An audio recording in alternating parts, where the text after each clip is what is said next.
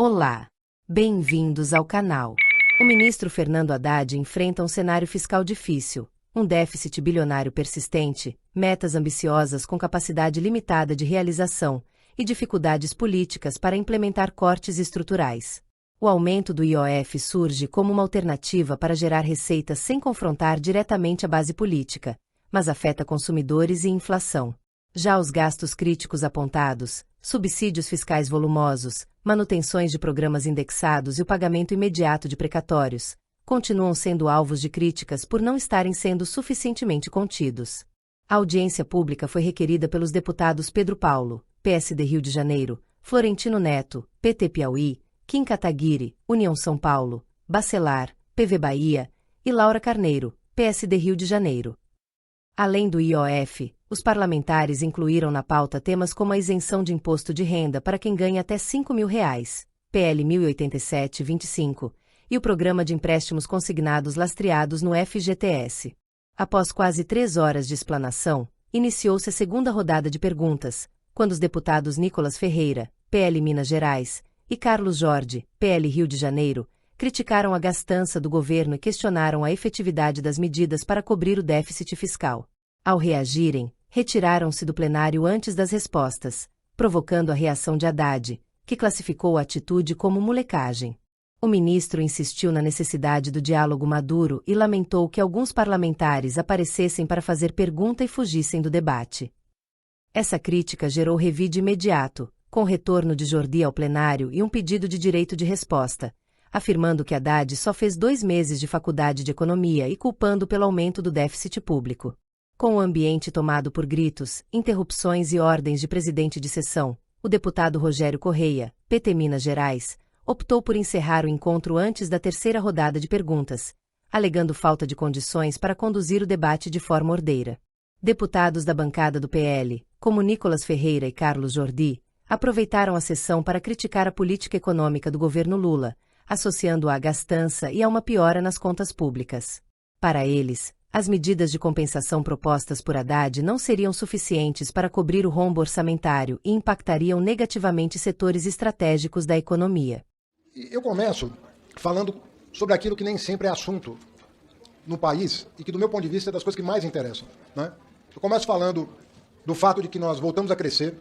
O Brasil termina esse terceiro ano de governo Lula com uma taxa média de crescimento de 3% ao ano, praticamente o dobro da taxa de crescimento observada nos 10 anos anteriores à sua posse. Eu fico feliz de ver que a taxa de desemprego está na mínima histórica, que a renda do trabalhador está bem acima das taxas de inflação, e nós temos preocupação em reduzir a inflação, mantivemos a meta de inflação, mas a renda do trabalhador evoluiu acima das taxas de inflação, inclusive se nós nos fixarmos na inflação de alimentos, isso também é verdade, o salário vem subindo acima da inflação de uma maneira geral e da inflação de alimentos em particular. Eu fico feliz de ver o número de empregos criados nessa administração, como há muito tempo não se via, já superamos 3 milhões de empregos criados, e o CAGED, que é um instrumento pelo qual se mede a criação de empregos, número de empregos líquidos do Brasil, entre admissões e demissões, não para de surpreender, o que é muito positivo. Nós instituímos uma série de novos mecanismos que dão segurança às famílias brasileiras, sobretudo o encadeamento de Bolsa Família, seguro-desemprego e aumento real do salário mínimo. Esses três instrumentos encadeados oferecem ao trabalhador mais segurança, porque ele não se vê desprotegido em nenhum momento, né, da sua vida, ele está sempre atendido por algum programa social. A redução da fome, deputada Maria do Rosário, caiu drasticamente. Mais de 15 milhões de brasileiros saíram da situação de fome em apenas 2 anos, eu estou me referindo a dados do ano passado. Isso tudo nem sempre ocupa o noticiário, mas isso tudo é muito importante. Nós voltamos a ser a 8ª economia do mundo, nós crescemos nas notas de crédito do Brasil, nós estamos emitindo títulos no patamar de spread de países que têm grau de investimento, embora nós tenhamos perdido lá atrás e vamos recuperar, mas nós conseguimos emitir títulos públicos com o mesmo spread de quem tem grau de investimento como o México, e num patamar abaixo da Colômbia, que também tem grau de investimento e está pagando quase 100 pontos básicos acima do que paga o Brasil. Isso tudo vai gerando um ciclo virtuoso, mas é um ciclo virtuoso que ainda não está automatizado. Nós precisamos ainda tomar medidas para que esse ciclo seja sustentável. Então nós temos que compreender que a economia brasileira pode continuar crescendo, acima da média mundial, como vai acontecer, como tem acontecido, em torno da média mundial ou acima da média mundial, se nós continuarmos prosperando nas medidas econômicas que estão sendo endereçadas a essa casa e que têm recebido o apoio da maioria dos parlamentares. Então, a primeira questão aqui a frisar é que nós queremos compartilhar com o Legislativo esses resultados. Esses resultados não são apenas vontade do Executivo. É óbvio que quando você tem um presidente comprometido com a população, como temos o presidente Lula pela terceira vez, faz muita diferença o chefe da nação perseguir esses objetivos. Mas sem o amparo do Legislativo e do Judiciário, nós não teríamos esses resultados. Ministro, eu quero aqui, em primeiro lugar, fazer um reconhecimento do trabalho de Vossa Excelência e das decisões do governo em relação à política econômica. O Brasil verdadeiramente está experimentando um momento de crescimento econômico.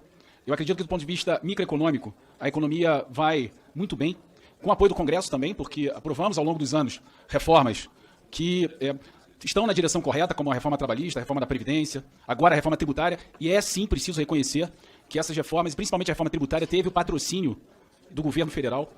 Imediatamente, quando Vossa Excelência tomou posse, colocou o seu lado formulador da reforma tributária, e sem os poderes juntos elas não são aprovadas. É preciso reconhecer também do governo a recuperação de uma quantidade gigante de projetos sociais, e não há, deputado Lindbergh, ninguém tão competente para desenhar políticas sociais como o governo do PT. E falo isso sempre publicamente. O desenho das políticas sociais são bastante felizes e voltados a quem mais precisa. Então, há uma série, um conjunto, há muito mais acertos do que problemas na minha visão. Agora, tem um ponto, ministro. Rogério, uma coisa que eu queria... Tem somado aí meu tempo de líder, que é metade do tempo de líder do PSD, que eu vou dividir com o deputado Sidney Leite. Então, o total seria de 6 minutos, só para conferir. Pois não, podemos fazer isso e dividir no Desculpa que eu pensei que já estava computado isso. Ok, tá computado, vou passar a computar. Mais 3 minutos. Sim. Mas, ministro, o meu ponto é público e nós já conversamos algumas vezes sobre esses diferentes pontos que, na verdade, eles não nos dividem, mas é uma visão que ela é semelhante ao Ministério da Fazenda, mas claro que as decisões do Ministério da Fazenda não necessariamente são as decisões do governo, porque você precisa dialogar com o presidente, dialogar com o Planalto, enfim. Mas tem um ponto que me preocupa, que é a questão fiscal. Que a questão eu acho que vai muitas coisas bem, mas tem um ponto que chama atenção e que me preocupa, que é a questão fiscal. Nós estamos num patamar de dívida e em crescimento que preocupa muito.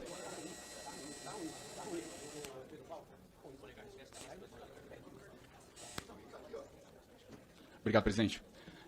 Há um ponto que preocupa, por exemplo, que é o forte crescimento da dívida pública que nós estamos experimentando desde o início do mandato do presidente Lula. Era em dezembro de 2022, 71%, hoje já 76%, e as previsões apontam para perto de 80% já nesse ano e no ano que vem. Há uma preocupação também que o custo de carregamento dessa dívida, o Brasil hoje paga mais 7% de juros real para refinanciar essa dívida. É um patamar muitíssimo alto, não à toa. A gente vê o volume de despesa financeira, o crescimento desenfreado da despesa financeira, que muitas vezes o esforço de uma contenção do gasto primário, ele é totalmente consumido pelo aumento da despesa financeira. Mas eu não tenho nenhuma dúvida que a questão fiscal ela precisa ser reendereçada. Eu reconheço o esforço do governo na correção da base tributária, há inúmeras injustiças que estão sendo enfrentadas. Eu fui o relator do projeto do governo que trouxe equilíbrio para a tributação dos fundos offshore, dos fundos onshore, dos fundos exclusivos. Olha o ganho que teve no diálogo com o parlamento e o aumento da arrecadação. Eu sou a favor da proposta do imposto de renda, ainda que tenha preocupação com os estados e municípios, que isso a gente está discutindo lá no fórum da comissão especial, mas queria ouvir de Vossa Excelência também essa preocupação sobre estados e municípios, uma compensação que fosse justa também para eles, como sócios do imposto de renda. Mas eu tenho essa firme convicção de que, se não houver uma correção da política fiscal, na busca de superávit e buscar o equilíbrio do orçamento de superávit, tem que ser uma visão verdadeira mesmo, tem que ser uma crença e não simplesmente acreditar que um pouco mais de dívida, um pouco mais de inflação que o Brasil aguenta em nome de um crescimento que muitas vezes acontece no ano, no segundo, mas não é sustentável no longo prazo.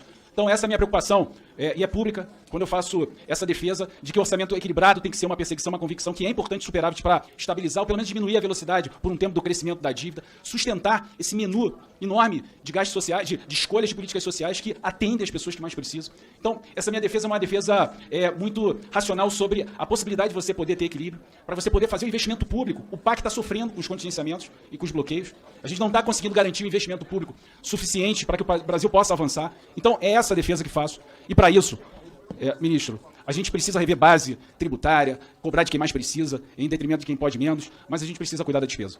A gente precisa aqui construir um pacto entre o Executivo, entre o Legislativo, entre o Judiciário, para que a gente possa sentar na mesa de forma verdadeira e franca, nós já conversamos sobre isso, e apresentar propostas de controle de despesa. E todo mundo tem que dar a sua cota de contribuição. O Poder Executivo no controle das despesas, as despesas sim que estão descontroladas, obrigatórias e que estão implodindo o orçamento por dentro. A gente precisa enfrentar com franqueza isso.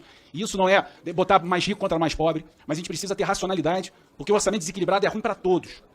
E outro ponto, o legislativo tem que dar sua contribuição. Nas emendas também, nós temos que discutir sim. As emendas estão sufocando a disponibilidade do gasto discricionário.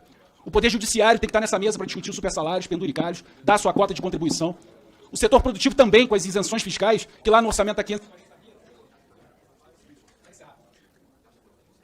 Deputado, vou dar 30 segundos, mas não vai ser a tônica, viu? Apenas Vossa Excelência é autor.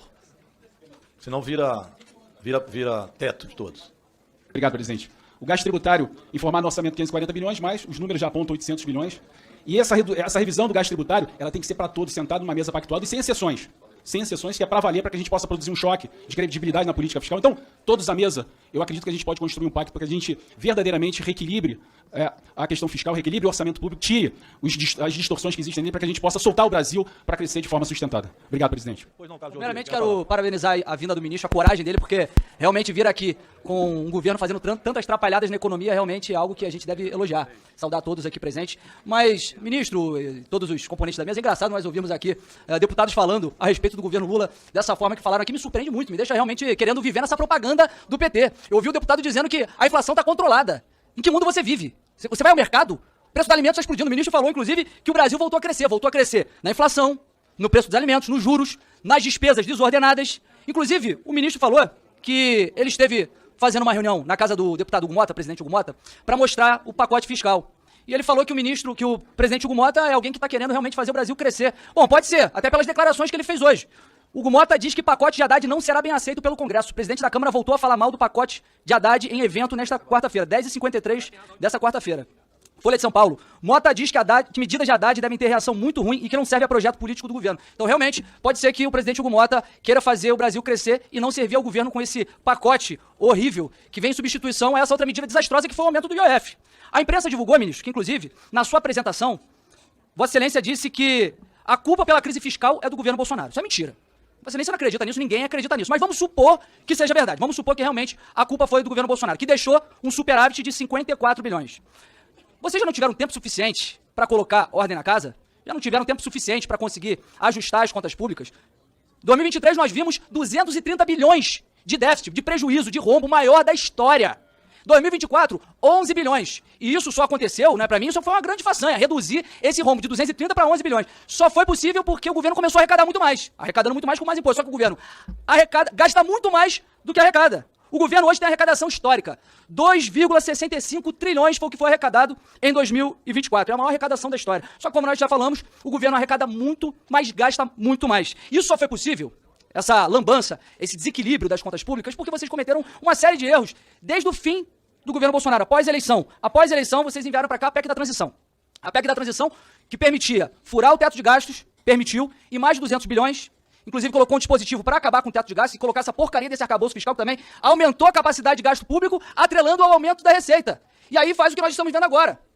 Uma receita artificial e faz com que aumente o endividamento público. Também teve a reforma tributária, que ainda não está em vigor, mas vamos ter aí o maior imposto sobre consumo do mundo. O governo Lula aumentou o imposto ao menos 25 vezes desde 2023. Desde o início do governo Lula, foram 25 medidas para aumento de impostos, aumento de alíquotas, majoração, a base de cálculo. Vou citar algumas aqui. Reversão de alíquotas de PIS, COFINS sobre grandes empresas. Tributação de fundos exclusivos e offshore. Proposta de aumento do imposto de renda sobre juros sobre capital próprio. E a mais recente, que foi o aumento do IOF. Aumento do imposto sobre operações financeiras. Essa, para mim, foi a maior lambança de todas. Não precisa ser um grande tributarista, não precisa ser um grande economista para saber que IOF é um imposto extrafiscal. Não é um imposto fiscal, não é um imposto com fins arrecadatórios. O IOF tem um fim de regular a economia, tem um fim de combater a inflação, de proteger a indústria nacional. E aí, utiliza o IOF para fazer caixa, para aumentar a arrecadação, para tapar um pouco o rombo do governo. E a previsão que vocês tinham era de arrecadação de 61 bilhões em 2 anos com essa medida desastrosa, que repercutiu muito mal no mercado, repercutiu muito mal com a opinião pública, e aí voltaram atrás. E, aliás, eu nunca vi um governo tão atrapalhado. Toma uma medida, como foi com relação à questão do PIX, aí o Nicolas fez um vídeo que desmontou, acabou com o governo, e aí eles voltam atrás. Aí depois anuncia a IOF, aí volta atrás. É um festival de atrapalhadas, e aí vocês ficam batendo cabeça, e agora falaram o seguinte, não, nós vamos enviar uma medida alternativa. Aí todo mundo ficou na expectativa. Opa, vamos enviar uma medida alternativa para que a gente possa trabalhar no equilíbrio das contas públicas e deve ser no corte de gasto. Não, pelo contrário, vieram com a proposta pior, vieram com mais imposto. É imposto por mais imposto. Propõe aumentar a alíquota de fintech, aliás, esse governo fala que é contra os banqueiros, mas vai aumentar a alíquota das fintechs para equiparar a alíquota dos grandes bancos. E quem é que vai sair prejudicado nessa história? Quem vai ser beneficiado? Os beneficiados vão ser os grandes bancos, as fintechs vão sair prejudicadas. Dentre outras medidas que estão sendo propostas pela essa medida provisória, uma aqui, para mim, assim, é um absurdo completo. Tributar em 5% de imposto de renda os títulos como LCI, LCA, CRI, CRA, que vai prejudicar quem quer investir com uma lucratividade um pouco maior que a poupança. Além de, evidentemente, prejudicar o agronegócio, que o ministro aqui falou que o Brasil cresceu ano passado em 1,4%. Em serviços, o Brasil cresceu 0,3%. Quem sustenta o Brasil é o agro. Cresceu 12% o agronegócio. Por isso que fez com que houvesse esse crescimento. A indústria caiu também. Inclusive, com relação a esse novo pacote de ajuste fiscal que Vossa Excelência vai enviar para a Câmara e que, inclusive, o presidente Hugo Mota já disse que é um desastre, eu queria saber qual é a estimativa de arrecadação da Receita com essas medidas, já que com o IOF, que não serve para arrecadar, a previsão de vocês era 61 bilhões. Mas finalizando, ministro, e eu já vou passar aqui para o deputado Nicolas, vocês tentam responsabilizar todos. Tentam responsabilizar o governo Bolsonaro pelo desastre econômico que vocês vêm cometendo, juro alto, inflação, desequilíbrio nas contas públicas, mas a culpa é de vocês. A culpa é de vocês, que tentam a todo momento equilibrar a conta pública pelo lado da Receita. Onde já se viu isso? Tem que equilibrar pela despesa. Não pensa em fazer corte de gastos. Quer equilibrar aumentando mais impostos, inclusive a própria isenção do imposto de renda, que é uma medida positiva para os mais pobres, não vem acompanhada de uma medida compensatória pelo lado da despesa, que é tributar outro segmento da sociedade. Então vocês têm que pensar em reduzir as despesas do governo, porque está gastando muito, gasta com viagem de Janja, é luxo do Lula, 54 milhões agora para monitorar os deputados da oposição, como fizeram comigo, Gustavo Gaia, com esse gabinete do ódio agora que foi divulgado pelo Estado de São Paulo, que quer monitorar os deputados de oposição. Então a culpa é de você, mas como a culpa é sua, você coloca em quem você quiser. Obrigado, Nicolas. O deputado Tato aqui, que é parente do pessoal lá das Quentinhas, ele está dizendo que eu estou ajudando. Vocês estão ajudando muita gente, com toda a inflação, com toda a roubalheira, com o roubo do INSS, vocês estão ajudando demais a gente. Pois é engraçado que não é com vocês. O deputado lá do PSB, o irmão do prefeito lá de Recife, ele disse que o Brasil agora está nas mil maravilhas, que não tem inflação, que as contas estão equilibradas. Inclusive ele falou o seguinte, que foi uma bomba que o governo Bolsonaro... Senhor presidente, mas não dá assim, eu tô sendo atrapalhado aqui, ó. Vamos garantir a palavra do deputado Jordi, por favor. Sabe quando a gente vê que o pessoal está desesperado? Sabe quando a gente vê que economia e segurança pública são os calcanhares de Aquiles desse governo, né? Aí eles têm que colocar a tropa de choque aqui, ó, pra ficar tentando defender o governo e atrapalhar a gente. Como foi também lá na questão da PEC da segurança pública. Mas não vai adiantar. Vocês já estão afundando, esse governo já era. Esse governo está morto, só falta ser enterrado. Agora, ouvi aqui o irmão lá do prefeito lá de Recife, dizendo que o governo Bolsonaro armou a bomba pro governo Lula. Que inclusive colocou, fez termos de cooperação técnica com os sindicatos para roubar para os sindicatos, né, para fazer com que os sindicatos eles possam estar fazendo todas essas atrocidades que vem fazendo com os aposentados do INSS. Só vocês que podem acreditar numa baboseira dessa. Aliás, não tem como acreditar. Não tem. Fosse uma exceção, mas então fica aberto, temos 4 minutos e 44. Obrigado, senhor presidente. Assim, eu gostaria de estar no mesmo clima, né, que vocês, de risadas e, enfim, parece que o Brasil realmente virou uma grande piada, né, porque parece que está tudo bem, parece que o senhor é ministro da Suíça, parece que, de fato, vocês pintam um Brasil que não existe. Só que quem sofre lá na ponta não consegue dar essa risada. Então, assim, confesso, ficam exigindo de mim maturidade em diversos momentos, mas estão aqui, de fato, brincando de fazer política, pô. Estão brincando com a vida das pessoas. Afinal de contas, não são vocês, né? Que fala muito, né? Sobre as pessoas mais necessitadas, quem mais vai ser impactado com isso. Só que não está lá na ponta, para poder ver o preço de fato das coisas. E se fosse no governo anterior, estariam fazendo um alvoroço. Que problema, se seja A ou B, a coisa não está legal. E a coisa não está legal e quem sofre as consequências são, de fato, as pessoas mais pobres, mais necessitadas desse país. Agora, é simples mesmo ficar rindo aqui. Ficar como se, não, tá tudo bem, tá tudo certo. São deputados ou empregados de marketing para poder ficar defendendo um governo a qualquer custo. Poxa, eu preciso provar aqui em algum termo técnico sobre como está a economia, tá de sacanagem, né? É um imposto a cada 37 dias, é só aumento de imposto. Esse governo até agora apresentou uma medida de corte, ministro. Uma medida do tipo, olha, nós vamos ter responsabilidade aqui, é o dinheiro das pessoas, sabe? Isso aqui impacta outras vidas, não é só quem está lá em cima, né? Como o senhor disse com o IOF, que é em cima só lá do... Como o senhor citou, perdão? Quem está em cima do apartamento, né? Lá na sacada do apartamento. Ou seja, não é isso. São pessoas comuns que estão sendo, de fato, destruídas por conta de um governo que não tem nenhum tipo de responsabilidade fiscal. Por exemplo, quando você disse, peguei aqui, que o aumento do IOF e as coisas que mexem com o mercado financeiro apenas afetam moradores de cobertura. Como se as pessoas de classe média não conseguissem ter acesso a investimentos e como somente o custo geral das coisas não impactasse os preços. O Brasil, por exemplo, tem a maior arrecadação do que a média do G7 e maior que a média dos países emergentes. Como que um governo pode ser tão... A palavra que me vem à mente é somente incompetente mesmo. De continuar com o rombo fiscal, aumento de imposto toda hora. Vocês têm um aumento recorde de arrecadação. Falou-se do governo anterior, não vou nem citar aqui para poder falar como se estivesse polarizando, mas o governo anterior, você sabe muito bem o nome de quem é, deixou um superávit de 54 bilhões, ok? 54 bilhões. No primeiro ano de 2023, foram um déficit de 230 bi. O que aconteceu? É culpa de quem? É culpa do governo anterior? É sempre deles. Então, de 24 ou 26 anos de governo que nós temos desde 2002, né? 18 vocês governaram. A culpa de tudo é só do Bolsonaro. Poxa, tá de sacanagem, né? Não tem nenhuma responsabilidade suas. Porque, eu confesso, existem erros em qualquer instituição, porque todo ser imperfeito não vai conseguir criar uma instituição perfeita. Agora, vocês querem sempre botaram-se aqui a culpa do INSS só no governo anterior. Engraçado, né? Aconteceu os problemas desde 2006, no 2013, 2006, os relatórios. Quem era o presidente em 2013? Era PT, pô. 2013, PT.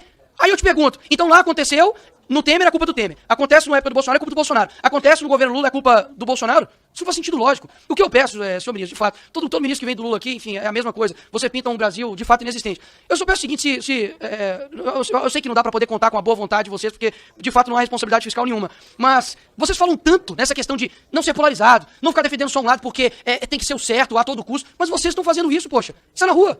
Isso é na rua. Vai lá onde eu nasci. Vai lá comprar um mercado, vê se tá tudo ok. Poxa, realmente, isso aqui é um teatro muito gigantesco e sob qualquer custo, vocês querem pintar uma imagem de um partido que tem destruído o Brasil. Lamento muito pelo clima aqui, feliz, alegre.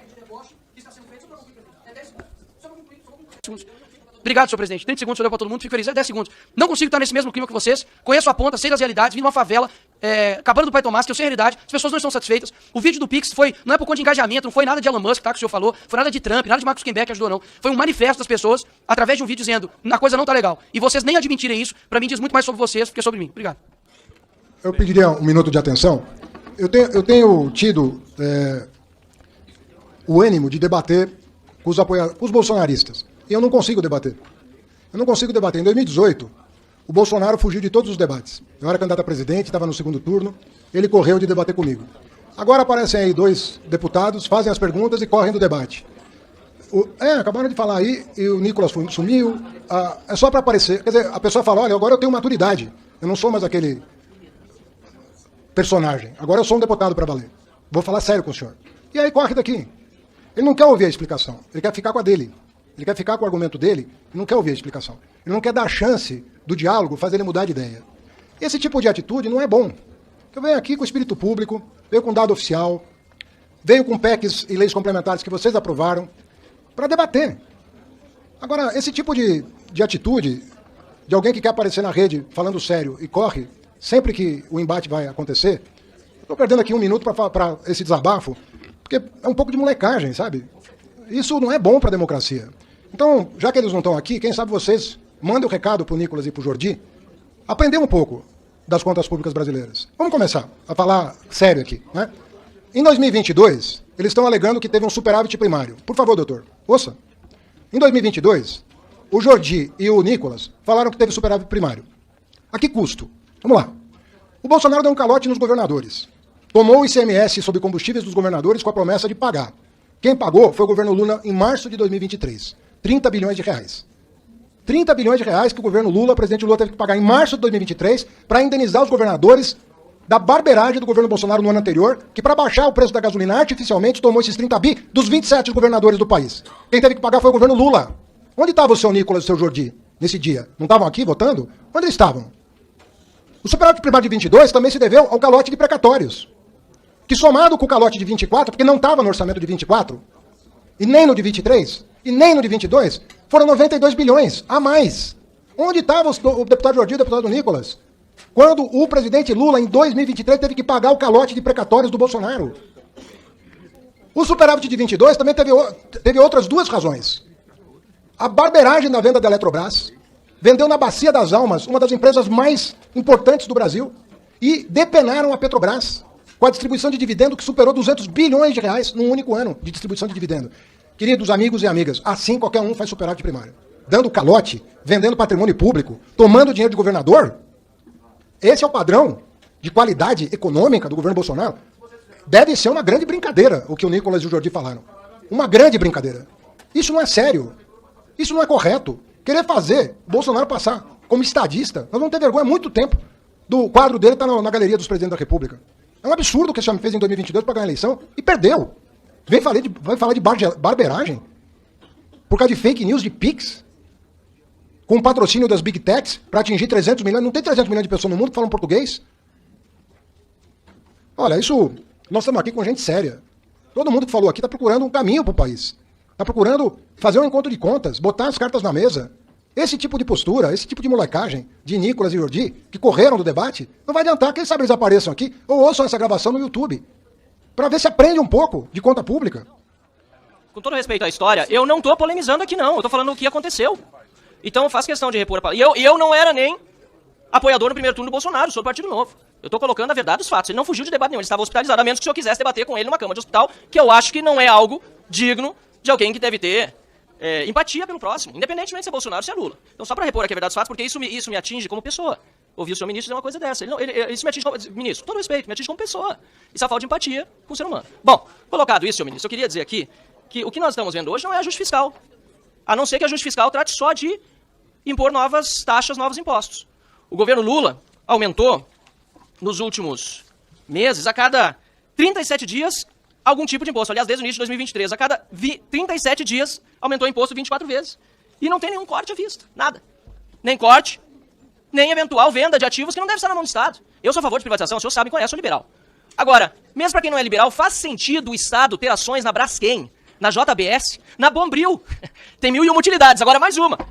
Fica na mão do governo. Na verdade, é uma inutilidade. Então o governo bota a conta no cidadão, faz um aumento do IOF, que é um imposto regulatório, não é um imposto arrecadatório. Faz um decreto para passar mais uma vez a conta para quem já não aguenta mais pagar e diz que está tudo bem. Depois senta com os líderes sem que o PL e o Novo sejam convidados. Errado, ministro. Se é para resolver o problema do Brasil, tem que chamar todo mundo.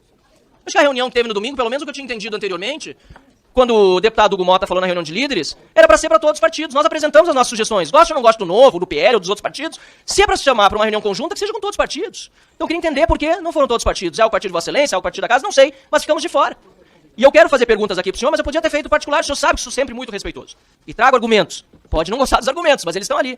Eu queria entender, por exemplo, por que batiam tanto no Roberto Campos Neto, porque era presidente do Banco Central e a Selic estava alta, e com o novo presidente do Banco Central, Galípolo, ela saiu a taxa Selic de 12,25 em dezembro para 14,75. Antes a culpa era do Roberto Campos Neto. O senhor teve até discussões públicas com o presidente do Banco Central, que foram muito feias. Mas acho que até se acertaram depois, conversaram, etc. Coisas até da política, entendo. Mas agora é o outro presidente do Banco Central e tá tudo bem. E os gastos da Janja, senhor ministro? O senhor chegou já a sugerir para a esposa do Lula que gaste menos? Para pelo menos parecer que o senhor está fazendo algum tipo de ajuste. Porque é um absurdo, ela vai para o exterior, os melhores hotéis, compra os sofás mais caros para Alvorada, faz um esbanjamento de dinheiro público e Vossa Excelência tentando passar para o mercado, que está tratando de ajuste fiscal. Sem falar na corrupção do INSS. Eu queria ainda lembrar que o Estado do Rio Grande do Sul continua sofrendo com a questão da calamidade. É um absurdo ouvir o governo falar que mandou 110 bilhões de reais, quando muita coisa é antecipação de benefícios que já iam ser antecipados de qualquer forma. Muita coisa é crédito que vai ter que ser pago depois. Sem contar na publicidade que o governo fez Brasil afora, dizendo que ajudou o Rio Grande do Sul, e nós continuamos sofrendo. O ministro da Agricultura passa a conta sempre pro senhor. A conta não é responsabilidade, porque a conta o senhor não paga. Ele diz, eu não consigo fazer as coisas que é com o Haddad. Por isso que é feliz até o deputado Zé Guimarães aqui, que nós fizemos um acordo, o senhor está em julho junto com o Fávaro na Comissão de Agricultura, e agora logo mais também vai tratar com os deputados, a Comissão de Agricultura, foi um acordo feito, para tratar imediatamente da questão do Rio Grande do Sul, que não dá para esperar mais, ministro. O senhor sabe, estive com o senhor lá, já faz quase um ano, inclusive, porque a calamidade foi mais do ano passado, e não resolveu. Então nós estamos com uma série de prioridades que, sinceramente, eu não consigo ver o governo realmente atacá-las. Tem mais preocupação, muitas vezes, com os memes que são feitos. Eu peço que todos tiveram, com os memes que são feitos, que é espalhado, e acusa de fake news, porque o senhor não gosta, sei lá, de ser chamado de taxado, por exemplo. Eu até vou ser econômico no tempo antes que eu saia taxado daqui também. Porque todo mundo tá vendo que Vossa Excelência só cuida do lado da receita, só taxa tudo. É só mais imposto. Então eu peço a Vossa Excelência e os demais parlamentares aqui presentes que a gente possa tratar de ajuste fiscal da forma séria, que é cortar despesa, cortar gastos e não ficar passando a conta pro povo pagar que já não aguenta mais. Obrigado. Várias comissões, fui em outra comissão, mas fui informado que o ministro foi extremamente desrespeitoso comigo, o deputado Nicolas, nos chamou de moleque, porque ele ficou um pouco chateado com as verdades que nós trouxemos aqui. Sobre toda a questão do déficit fiscal que ele promove, com a questão do desequilíbrio que é promovido pelo aumento de impostos e uma gastança desenfreada pelo seu governo. Quero te dizer, ministro, que moleque é você. Moleque é você, por ter aceitado um cargo dessa magnitude e só ter feito 2 meses de economia. Moleque é você, por ter feito com que o nosso país tivesse o maior déficit fiscal da história, 230 bilhões. Logo após o governo Bolsonaro ter dado superávit e o presidente Bolsonaro passou por uma pandemia. Você, o governo Lula, é pior que uma pandemia. Então, só para finalizar aqui, não vem aqui querer cantar de galo na Câmara dos Deputados, porque você é ministro, mas eu sou deputado. Respeite o parlamento. Moleque é você. Estado do Jordi, já dei aí, não, mas eu tenho direito dessa hora, por favor. Vamos continuar os debates. Presidente, vamos continuar os debates. Muito respeitoso. O debate, Vossa Excelência precisa se embaixar. Não, do seu partido. Que Vossa Excelência não nada. Não, quem que eu falo? Nós vamos seguir os debates, por favor, Jordi. Você teve o direito já, mas tira. Jordi, por favor. Qual a questão de ordem, deputado? Artigo 74, inciso 7. Não foi tratado como como questão de ordem, tá? Não, artigo 74 eu já acabei de dar a questão de ordem. Não foi questão de ordem, foi uma resposta. Eu tô fazendo um esclarecimento sobre a resposta, faz sentido. Esclarecimento Senhor presidente, eu não vou da tumultuar. Confia em mim, eu não vou tumultuar. Pois não. Eu tô aqui, senhor presidente, eu não vou usar nem os 3 minutos. Em defesa, inclusive, do deputado Jordi e do deputado Nicolas. Eu mesmo vou sair em seguida, porque não é assim que as coisas funcionam aqui. O ministro sabe bem disso. Nós temos outras comissões, temos outros compromissos, como a deputada Laura também vamos seguida. lá, mas esse assunto Sobre a não questão de precisa ordem, eu só seguir. quero tratar o seguinte. E a juízo seu, do presidente, eu entendo isso, Vossa Excelência, o presidente está presidindo aqui até agora, tá vindo super bem, e eu espero que continue bem. Agora, se as notas taquigráficas retirarem as palavras do deputado Jordi, tem que retirar também o que o ministro disse, porque foi exatamente a mesma ofensa. Um disse que o outro pratica molecagem, que é o que um moleque faz, e o outro disse que ele é moleque. Então o senhor retira dos dois lados, ou vai ter essa confusão? Então, é só isso, presidente. Só peço que retire dos dois lados, e se encerra essa questão de ordem aqui, porque essa é o meu pedido, em defesa dos meus colegas, e eu não diria em defesa do ministro, mas pelo menos em defesa de que a gente tenha uma relação cordial aqui dentro como é necessário. Marcelo Honrado, nós vamos continuar o debate. Obrigado, deputado Jorge Sola. Deputado Nico, tem questão de ordem. O artigo, deputado. Isso, presidente. Obrigado. Questão de ordem com base no artigo 41. Inciso 22, combinado com o artigo 74, inciso 7, senhor presidente. Senhor presidente, na minha ausência aqui, o ministro Haddad falou que estava respondendo elegantemente as perguntas e chamando deputados de moleque. Você acha que tem debate sério com alguém que fala que eu não posso ter 300 milhões de visualizações no vídeo, porque não tem 300 milhões de pessoas no mundo que falam português? É sério? Deputado, você acha que pode... Eu já disse, senhor presidente. Eu quero saber qual a questão de ordem. Só pra você ler, desculpa, eu não roube. Eu quero saber qual a questão de ordem. Se não tiver questão de ordem, eu vou falar do tio dele do filho. Vossa Excelência, deputado, já teve o tempo de fala. Se Vossa Excelência tem a questão de ordem, anuncie a questão de ordem. Se Vossa Excelência anunciar a questão de ordem... É essa a questão de ordem? Senhor presidente, Pois não, pois não. Qual a questão de ordem? Retirada a palavra. Isso. Senhor presidente, eu não tô conseguindo falar, senhor presidente. Pois não, deputado, eu quero só saber qual a questão de ordem, não, por favor, é a questão de ordem, deputado. Eu posso, senhor presidente, eu fiz a questão de ordem. Pois não. Com base nos artigos que eu citei. Qual é a questão Pra de poder ordem? serem retirados. Eu já falei. Para retirar. Pra poder retirar das Mas é que não notas existe esse artigo que ele taquigráficas. fala. Eu não posso falar. Eu vou acatar a questão de ordem do deputado Não tem Nicolas não, não tem e vou não. retirar Deixa eu a falar, fala do senhor ministro e também do Jordi. Senhor Está presidente. retirado, acatada Não, a senhor questão de presidente, ordem. Eu passo a palavra agora para o deputado Não pode fazer isso, não. São Paulo Bilinski, que é o que está escrito.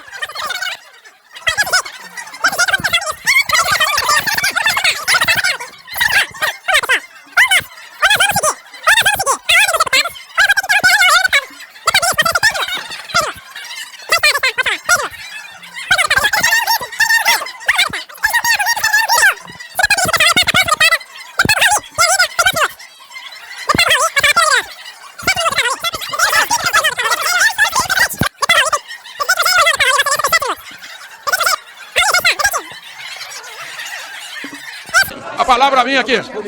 Senhor presidente.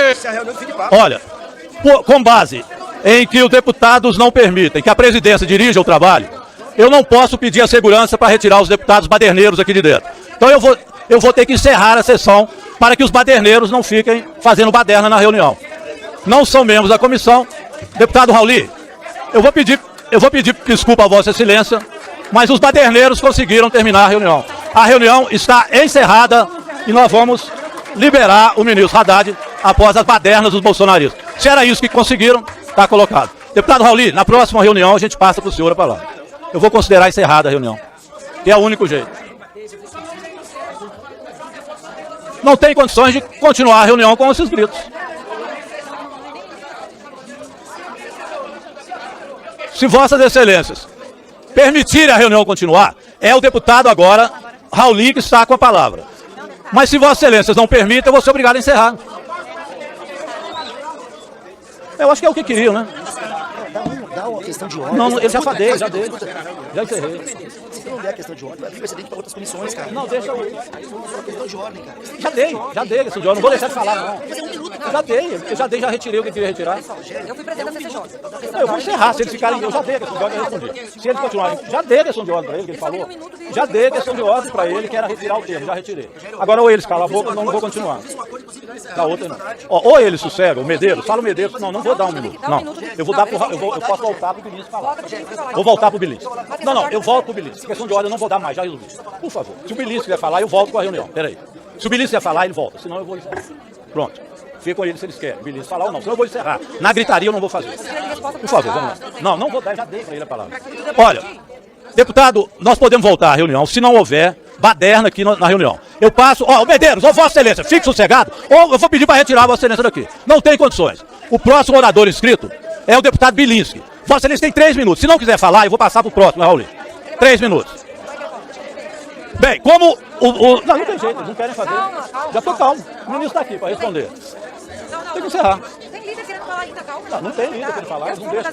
Olha, a deputada Carol de Tônia disse que quer falar. Vários querem falar. Mas como tem 3 deputados que não querem deixar ninguém falar, eu não posso continuar a reunião. Está encerrada a reunião. O ministro, eu peço desculpa, ministro, pela atitude desses deputados que vieram aqui para fazer baderna, que é exatamente o que eles sempre tentam fazer. Então, nesse caso, está encerrada a reunião, o ministro está dispensado.